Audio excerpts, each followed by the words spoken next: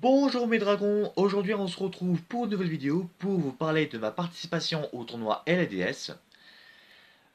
Alors le tournoi auquel j'ai participé, ça s'est déroulé dans le magasin Le Repère du Dragon. Ça avait commencé dans les alentours de 10 heures. On n'était pas beaucoup, il n'y avait pas beaucoup de gros joueurs, on était 5 à participer au tournoi.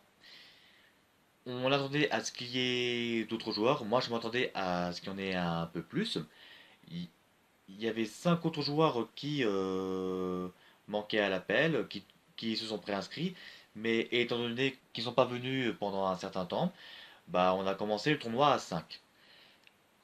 Alors, comme deck que j'ai joué pour le tournoi, eh bien c'était un deck True Draco, voilà. Un bon deck méta qui est toujours aussi fort, malgré la banlist du 21 mai. Et donc, je vais vous raconter le déroulement du tournoi. Voilà, premier round, j'ai eu le bail. Au second round, je suis tombé contre un joueur Paleo Frog qui, dans la première manche, bah, j'avais une mauvaise main au départ et il m'a quand même battu. Seconde manche, je commençais le tour, j'ai posé Décret Royal et au tour adverse, bah, quand je l'ai activé, il a tout de suite abandonné. C'est vrai qu'avec un Décret Royal sur le terrain, bah, le joueur qui jouait Paleo Frog ne pouvait plus rien faire tant que Décret Royal se restera sur le terrain parce que Décret Royal c'est une carte piège continu qui bloque les effets de tous les pièges, donc c'est un peu normal. Et troisième manche, j'avais la pire main et j'avais perdu lamentalement sans que je puisse rien faire. Puis au troisième round, je jouais contre un joueur qui jouait un deck Blue Eyes.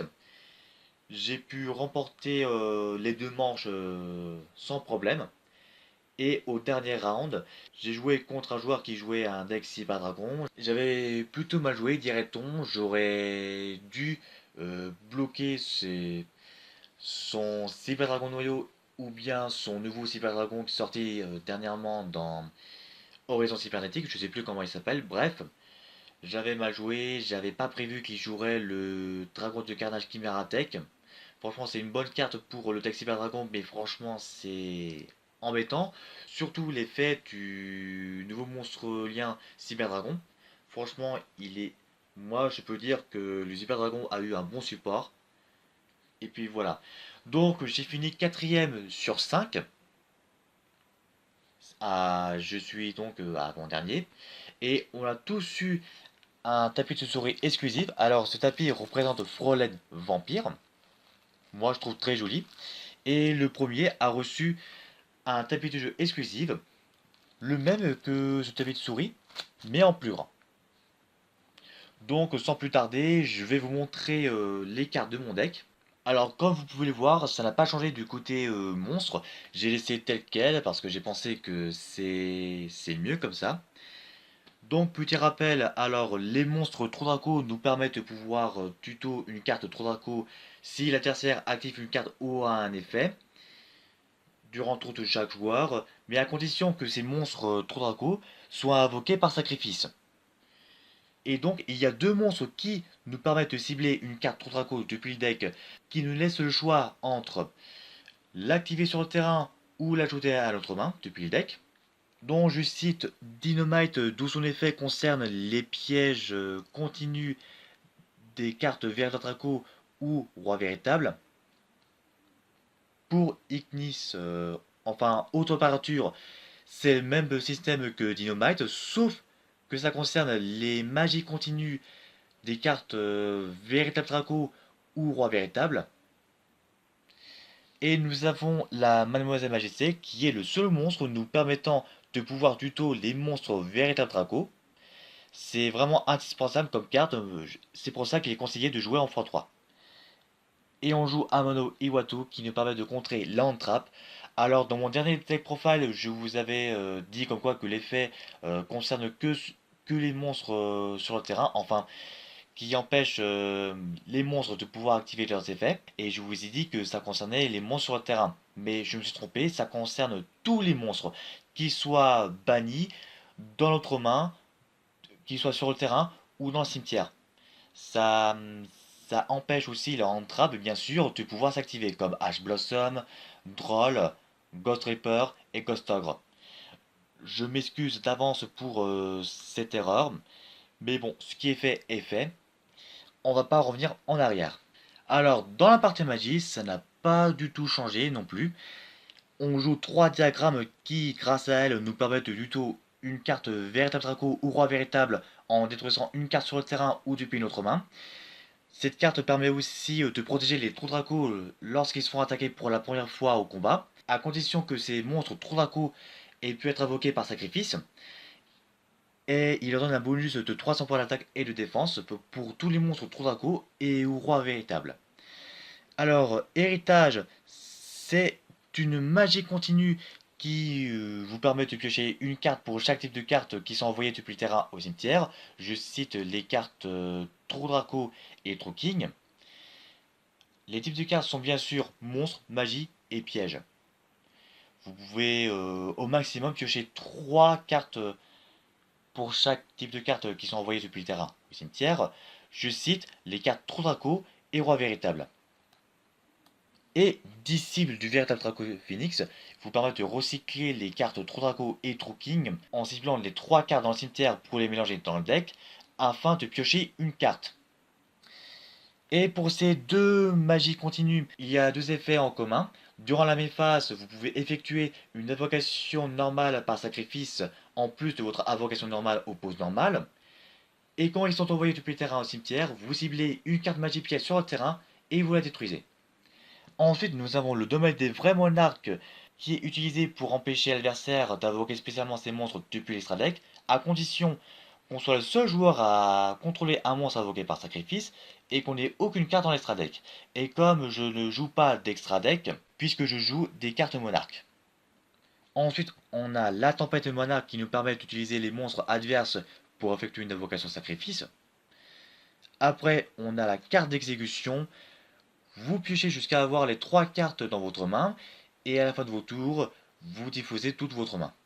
Puis on a Peau des désirs, une carte très jouée dans la méta actuelle. Vous bannissez les 10 cartes Vase Verso qui se trouvent au-dessus de votre deck pour piocher 2 cartes.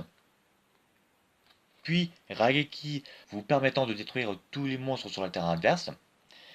Et nous avons Peau de dualité qui vous permet de révéler les 3 cartes qui sont au-dessus de votre deck, en choisir une révélée et mélanger les restes dans le deck. Et pour finir, dans la partie piège, il y a eu un léger changement. Dans la partie piège, j'ai rajouté une rivalité des seigneurs de guerre parce que j'ai eu la chance de pouvoir le choper dans la brocante. Bref, alors on va commencer par le retour du roi véritable qui va nous permettre d'invoquer spécialement en défense les monstres trop Draco dans le cimetière. Puis Apocalypse du véritable Draco, c'est la meilleure carte qui nous permet d'effectuer une invocation sacrifice durant le tour adverse. Non, en fait, je me suis trompé. Au fait, c'est. Je voulais parler du second effet, pas du premier, pardon. Alors, son effet, ça permet de réduire de moitié les points d'attaque de tous les monstres adverses en ciblant une carte trop Draco qu'on contrôle et on la détruit. Les deux, il y a deux effets en commun pour ces deux pièges. Alors, le premier, c'est que durant la main phase de l'adversaire, ça vous permet d'effectuer une invocation sacrifice durant le tour adverse, en sacrifiant bien sûr soit un monstre ou soit une carte magie piège continue, parce que le principe pour les Tontraco, c'est de sacrifier les cartes magie et pièges continus pour les invoquer par sacrifice. Comme dit l'effet de tous les monstres Tontraco, alors, si vous lisez bien, pour invoquer par sacrifice face recto cette carte, vous pouvez sacrifier une carte magie continue ou piège continu que vous contrôlez à la place d'un monstre. Et quand ces deux pièges sont envoyés au cimetière, vous ciblez le monstre sur le terrain et vous la détruisez. Alors, l'éruption des monarques, c'est une piège continue qui permet d'annuler les effets de tous les monstres sur le terrain, excepté les monstres invoqués par sacrifice. Mais pour que ce soit activé, il faut que vous contrôliez un monstre invoqué par sacrifice et que vous ne contrôliez aucune carte dans l'extra deck. Mais il sera détruit durant la phase que si on ne contrôle aucun monstre invoqué par sacrifice. Puis on a l'absorption de compétences limitée en un seul exemplaire par la baniste qui vous permet d'annuler tous les effets des monstres sur le terrain en échange de 1000 points de vie. On a la rivalité des seigneurs de guerre qui oblige les joueurs à ne contrôler qu'un seul type de monstre à la fois. Et si les joueurs contrôlent plusieurs types de monstres sur le terrain, ils choisissent un seul type et ils envoient les monstres des autres types au cimetière. On a parfait anti-magie, les joueurs sont obligés de poser des cartes de magie sur le terrain et ils ne pourront pas les activer durant le tour où ils ont reposé. Et ordre impérial, une carte piège continue vraiment utile pour Trou Draco et bien sûr Altergeist. Ça empêche les cartes magie de pouvoir s'activer. Et en échange, à chaque standby phase de chaque joueur, vous payez 700 points de vie, ce qui est obligatoire, ou sinon, vous la détruisez. Et je peux vous dire que si les joueurs qui jouent Sky Striker prennent Ordre Impérial, alors là, il aura automatiquement perdu. Parce que Sky Striker se joue principalement sur les magies. Alors pour finir ce deck profile du Tour Draco, eh bien nous avons le dragon Eldera qui fonctionne comme les kaijus, sauf qu'il faut 3 monstres pour l'invoquer par sacrifice. Alors les monstres, c'est n'importe lesquels, c'est sur le mien et sur celui de l'adversaire. Pour Métaltron, alors il faut 3 sacrifices pour l'invoquer par sacrifice. Et on peut aussi utiliser des monstres et des magies pièges continues pour l'invoquer. Par contre, il sera invulnérable par rapport au type de carte qu'on aura utilisé pour son invocation par sacrifice. Que c'est monstres, magie, piège. Et si on aura utilisé ces types de cartes, eh bien il sera insensible aux monstres, magie et pièges, enfin par rapport au type de carte qu'on aura utilisé pour l'invoquer par sacrifice. J'ai rajouté un domaine des vrais monarques parce qu'on sait jamais. J'ai mis 2 appelés par la tombe parce que je m'attendais à avoir les hand traps, sauf que je m'en suis pas servi. Je n'aurais pas dû les ajouter dans le side. J'aurais dû mettre des hand traps. Voilà, c'est ce qui m'a coûté mes deux autres rounds. Ensuite, nous avons le fameux Tekri Royal, excellent pour contrer les Altergeist et les Paléofrog. J'aurais dû ajouter un autre décret royal pour voilà, augmenter mes chances de gagner contre Paléofrog. Mais malheureusement, j'avais pas prévu que ça se passerait aussi mal. Ensuite, on a combat en présence de l'empereur. Ça m'a pas beaucoup aidé puisque j'ai pas rencontré des joueurs qui jouaient des monstres d'attributs différents. En fait, j'aimerais préciser pour combat en présence de l'empereur, enfin ça vous oblige à jouer des monstres d'un seul attribut. Et si jamais vous contrôlez des monstres avec des attributs différents, vous choisissez un seul attribut et vous envoyez au cimetière les monstres des autres attributs. Perdre un tour, c'est activable que si on ne contrôle pas de monstres invoqués spécialement. Voilà, ça oblige les joueurs à passer les monstres en défense une fois qu'ils auront invoqué un monstre à effet spécialement. Et une fois que ces monstres à effet soient invoqués spécialement, ils- leurs effets sont annulés jusqu'à la fin de ce tour. À force égale, pour me débarrasser vite fait du terrain adverse, ça m'a un peu aidé contre Paléofrog, mais malheureusement j'ai pas pu remporter. Puis on a limiteur d'invocation. J'ai pas beaucoup utilisé puisque je l'avais pas chopé dès le départ. Enfin ça m'aurait permis de remporter mes matchs contre Cyber Dragon et Paléofrog parce que ça se base beaucoup sur les invocations spéciales. Mais malheureusement, ça m'a coûté mes victoires. Donc, pour conclure, je me suis bien amusé au LADS. Enfin, c'est pas grave si on n'était pas beaucoup. Le plus important, c'est de s'amuser. Bref, j'aurais bien aimé remporter le tapis de jeu, mais bon, bah, ça sera pour une prochaine fois. Au fait, pour le LDS, on aura droit à 2 boosters au choix qui sont offerts pour le tournoi.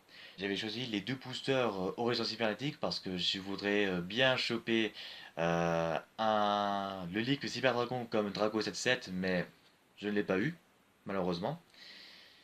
Ah, avant de se quitter, j'aimerais vous informer une bonne nouvelle, très très bonne nouvelle. On nous a annoncé comme quoi pour le prochain pack édition spéciale sur la nouvelle extension qui sortira au mois d'octobre, Âme de Fusion, on nous a annoncé que dans ce nouveau pack édition spéciale, on aura Isolde et Summon Sorceress qui seront édités en tant que carte promo. Isolde sera réédité en tant que carte promo et nous aurons la chance d'avoir Summon Sorceress en tant que carte promo. C'est vraiment un truc de fou. Là, je vous conseille d'économiser votre argent pour vous procurer ces packs. Enfin, prenez plutôt 6 packs de chaque. Non, prenez plutôt 6 packs de ces éditions spéciales. Là, franchement, vous n'allez pas le regretter. En plus, la Summon Sorceress, ça marche dans tous les decks, même Blue Eyes, Invoked, Make Knight, tout. Bref, on se dit à la prochaine pour une nouvelle vidéo. D'ici là, portez-vous bien. Ciao.